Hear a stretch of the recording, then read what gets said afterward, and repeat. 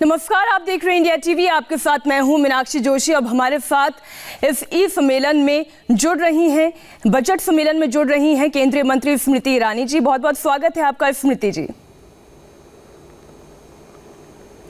नमस्कार स्मृति जी, इस बजट के बारे में सरकार दोनों हाथ से खर्च कर रही है, लेकिन विपक्ष ये आरोप लगा रहा है कि ये महंगाई को बढ़ाने वाला बजट है। मैं हतप्रब्ध हूं कि विपक्ष अगर भारत की जनता के प्रति एक संवेदनशील और एक सर्वस्पर्शी बजट प्रस्तुत करती है भारत सरकार, तो विपक्ष जनता के समर्थन में उतरने की बजाय इस प्रकार की असत्य की बातों को फैलाने का प्रयास कर रही है। आप भी जानते हैं साल 2020 कोई आसान साल नहीं रहा, ना सिर्फ देश के लिए बल्कि पूरा विश्व कोरोना की महामारी की चपेट में था। विश्व भर में कई सरकारें ऐसी हैं जिन्होंने बोझ जो अर्थव्यवस्था का है वो अपनी जनता के ऊपर ट्रांसफर किया, लेकिन कल की जो बजटीय घोषणा है उसमें आपने देखा कि वित्त मंत्री ने एक पैसे का बोझ भारत की जनता के सम्मुख टैक्स के नाते बढ़ाकर नहीं डाला है। अपने आप में वो बहुत बड़ी प्रशंसा का एक विषय है, अभिनंदनीय है। ये भी कहना उचित है मीनाक्षी जी कि पिछले एक वर्ष में क्या क्या चुनौतियों से हिंदुस्तान ने सामना किया और सरकार उन चुनौतियों को समाधान तक ले जाने के लिए कितनी प्रयत्नशील रही। हमें सूक्ष्म दृष्टि से इस बजट को नहीं देखना चाहिए कि सिर्फ कल की बजट की एक घोषणा हुई।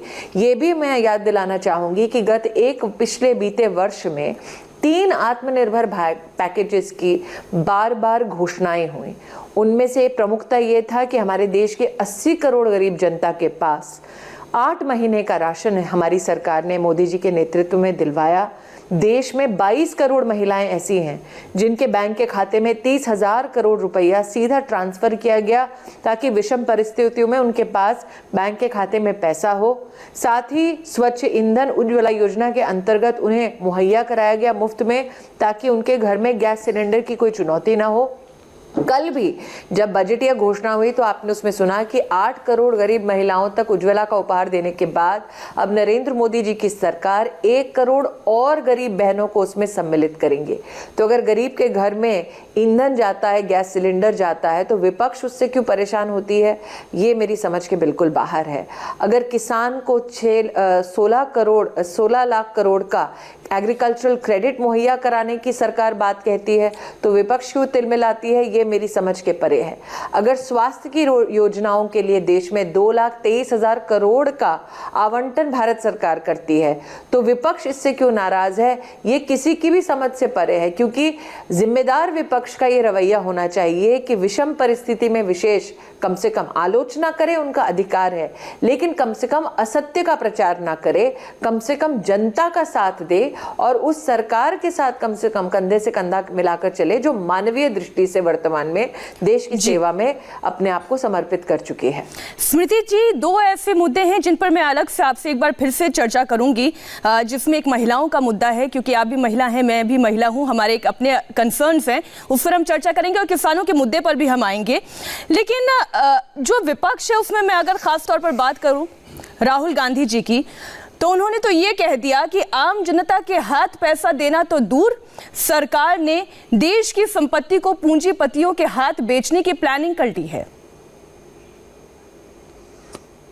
मुझे लगता है इस प्रकार के बेतुके जो उनके बयान आते हैं उस पर कोई भी अर्थशास्त्री कभी भी आपको गंभीर टिप्पणी करता हुआ मिलेगा नहीं, क्योंकि अर्थशास्त्री भी जानते हैं कि जब मनमोहन सिंह जी की सरकार थी और जब मनमोहन सिंह जी सो कॉल्ड एक फाइनेंशियल रेवोल्यूशन लाने के लिए बार बार राहुल गांधी जी द्वारा सम्मानित किए जाते थे, तो उसमें एक श्रृंखला में ये भी था डिसइन्वेस्टमेंट का कार्यक्रम।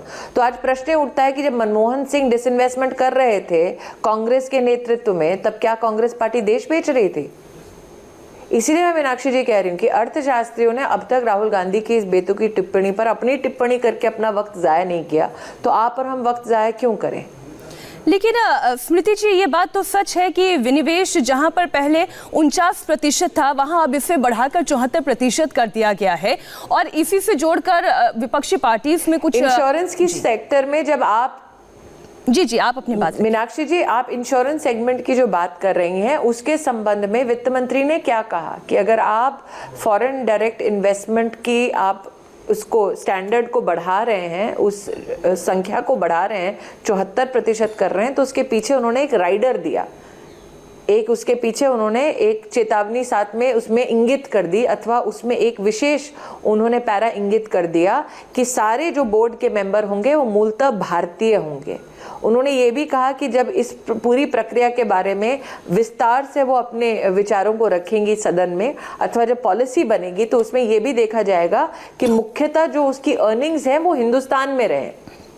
तो इस प्रकार से कि आप इन्वेस्टमेंट को भी बढ़ावा दें, लेकिन मूलतः जो बोर्ड है उसमें हिंदुस्तानियों को रखें।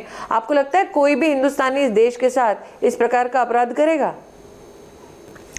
लेकिन तो धारणा का मुझे लगता है अभिनंदन होना चाहिए कि अगर हम विनिवेश की बात भी करें और फॉरेन डायरेक्ट इन्वेस्टमेंट भी मंगाएं इंश्योरेंस के सेक्टर में, तो कम से कम हमारी शर्त ये हो कि बोर्ड पे जितने हो वो हिंदुस्तानी हो, रेजिडेंट इंडियंस हो। और लेकिन ये बात केवल इसकी नहीं है कि हम इंश्योरेंस सेक्टर की बात करें, उन्होंने एयरलाइंसेस, एयरपोर्ट्स की बात की, इसके अलावा शिप पोर्ट्स की बात की, इस पर आपकी क्या राय है? मैं बार बार आपसे कह रही हूँ कि जब कांग्रेस ने एक डिसइन्वेस्टमेंट का माहौल बनाया, अथवा जब कांग्रेस डिसइन्वेस्टमेंट करती थी, तो क्या वो देश बेच रही थी? सरकार का काम है प्रशासन के माध्यम से जनता के ऊपर टैक्स के बर्डन को कम करना। सरकार का काम है कि सुशासन के माध्यम से जन सुविधाओं से जनता को लेस करना। Government has no business of being in business. अब मैं कुछ और बयानों को शामिल करती हूँ क्योंकि विपक्ष की ओर से लगातार आपकी आलोचना हो रही है स्मृति जी। इसमें एक नाम है शशि थरूर का भी, कांग्रेस के बड़े नेता हैं, दिग्गज नेता हैं। वो ये कह रहे हैं कि आपकी सरकार उस कार मैकेनिक की तरह काम कर रही है जिससे कार का ब्रेक तो ठीक नहीं हो रहा है, इसलिए वो कार का हॉर्न बढ़ा दे रही है, उसे तेज कर दे रही है। मैं वही आपसे मीनाक्षी जी दोबारा कह रही हूँ कि ये जितनी टिप्पणियां आपने मुझे कही, उनका एक का भी सरोकार स्पेसिफिक किसी विषय से है नहीं।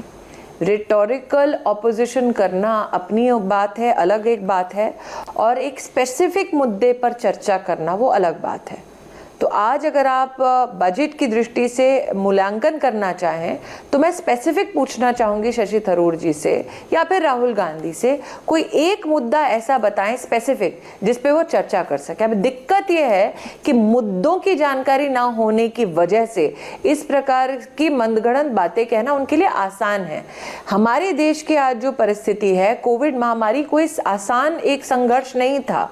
उससे उभरते वक्त एक तरफ हमारे पास सरकार है जो प्रतिबद्ध है जनसेवा के लिए, दूसरी तरफ एक विपक्ष है जो जिम्मेदाराना बयान नहीं देती है, अथवा अगर विवाद भी करना है, तर्क भी देना है, तो कम से कम मुद्दा स्पष्ट करके दीजिए।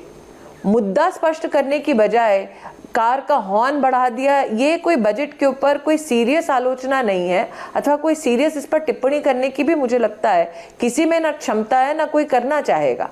जी अब हम उस हिस्से की भी बात करते हैं क्योंकि बजट में ये कहा गया कि ये ना सिर्फ एक हेल्थ बजट था बल्कि ये एक चुनावी बजट भी था।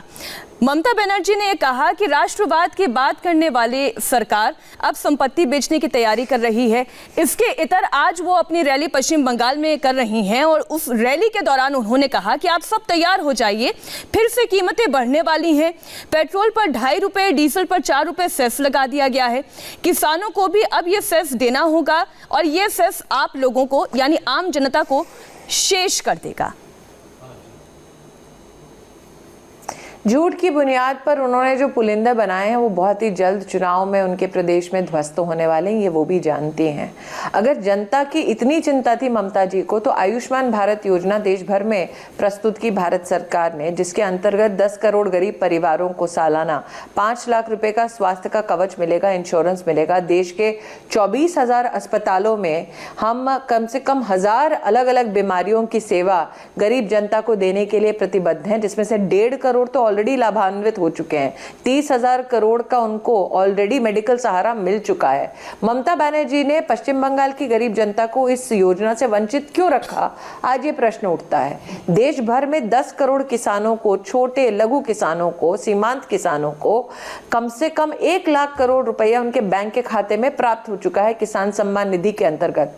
आज तक ममता बनर्जी ने बंगाल के किसान तक बैंक अकाउंट में यह पैसा पहुंचे, किसान की लिस्ट उनकी डिटेल्स के साथ आज तक 2 सालों से भारत सरकार प्रयत्नशील है, उन्होंने नहीं दी आज तक। और वन स्टॉप क्राइसिस सेंटर देश भर में प्रधानमंत्री जी का आदेश था हर जिले में खुले, ताकि अगर हिंसा से प्रताड़ित कोई महिला है तो उसके पास पुलिस, मेडिकल और कानूनी व्यवस्था उसी एक सेंटर पर उपलब्ध हो। देश भर में हर डिस्ट्रिक्ट में वो खुल रहे हैं, सिर्फ ममता बनर्जी जी बंगाल में उसको खोलने से इनकार करती हैं। पोषण की बात कर लें, गर्भवती औरतें, गरीब बच्चे, उन तक पौष्टिक आहार पहुंचे, ये कार्यक्रम सरकार का है। उससे भी ममता बनर्जी ने अपना पल्ला झाड़ लिया। तो प्रश्न ही उठता है कि अब जब वो बंगाल में अपनी रैली करेंगी तो क्या कहेंगी जनता से? क्यों उन्होंने आयुष्मान भारत, किसान सम्मान निधि, पोषण, वन स्टॉप क्राइसिस सेंटर लागू नहीं किया? कल बजट में 25,000 करोड़ की सड़कों की घोषणा की, क्यों ममता जी उसका सराहना करने के बजाय उसका विरोध कर रही हैं? पहला ऐसा मुख्यमंत्री देखा है, लेकिन ममता बनर्जी तो ये कह रही हैं सड़कें बन रही हो 25,000 करोड़ की और वो मना कर रही हैं। जी, आपकी सरकार पश्चिम बंगाल में सड़कों के लिए घोषणा कर रही है, लेकिन ममता बनर्जी वाकई में इससे खुश नहीं है। अच्छा, स्मृति जी हमारे साथ जुड़ी हुई हैं और वो ये कह रही हैं कि ममता बनर्जी जो केंद्र के द्वारा चलाई गई स्कीम्स है वो ही अपने प्रदेश में नहीं लागू करने दे रही है। उसके बाद फिर आरोप लगाती है केंद्र सरकार पर कि केंद्र सरकार की ओर से जो नीतियां हैं वो भेदभाव की नीतियां हैं। और आज की अपनी रैली में भी ममता बनर्जी ने कई सारे आरोप केंद्र सरकार पर लगाए हैं। उससे जुड़े हुए सवाल भी हम स्मृति ईरानी से पूछेंगे। आज कूच बिहार में दरअसल ममता बनर्जी रैली कर रही थी और उसमें उन्होंने ये कहा कि रीजनल कनेक्टिविटी, स्मृति जी आप मुझे सुन पा रही हैं?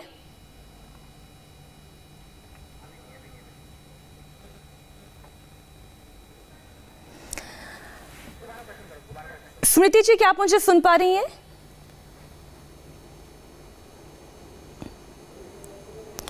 थोड़ी सी कनेक्शन में दिक्कत है, हम इसको जल्द से जल्द सुधारने की कोशिश कर रहे हैं। मेरे ख्याल से स्मृति जी आप मुझे सुन पा रही हैं? आप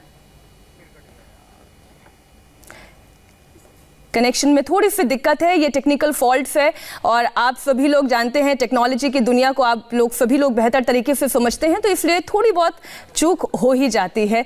हमें माफ़ करिएगा कि हमें अपनी चर्चा को यहीं पर विराम देना पड़ रहा है। हमें एक छोटे से ब्रेक के लिए यहाँ पर रुकना पड़ेगा और एक छोटे से ब्रेक के बाद कानून मंत्री रविशंकर प्रसाद हमारे साथ जुड़ेंगे।